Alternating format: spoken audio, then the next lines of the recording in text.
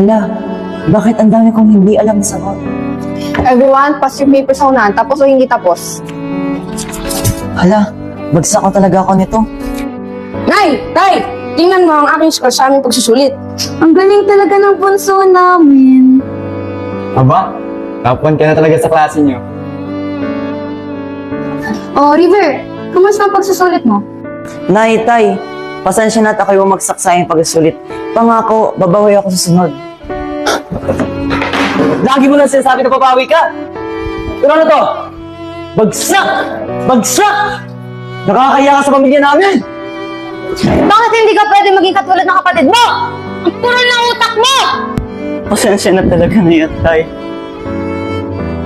Ano pong meron sa anak ko? Bakit pa siya namumutla? Kumpirmado ko na ang pamumutla ng anak niyo ay isang sanhi ng anemia. Kailangan natin magpa-blood transfusion sa kanya. O, nay, tay, bakit wala kayo sa bahay? Anong nangyari? Kakalabas lang namin sa ospital. Kailangan na blood transfusion ng kapatid mo. Kailangan mo magsali ng dugo. Hindi. Hindi ako papayag. Bastos ka, bastos ka, bastos ka. Gusto mo mamatay kapatid mo? Umayos ka sa pamilya namin. Bakit, itay? Bakit lagi na lang siya?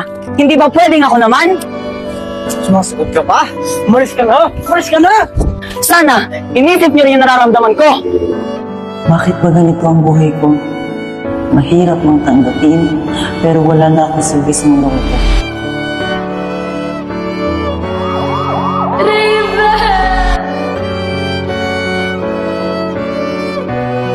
Sana nung andito ka pa, pinakita namin ang aming pagmamahal at sana inintindi namin ang iyong nararamdaman. Pero wala na. Huli na ang lahat.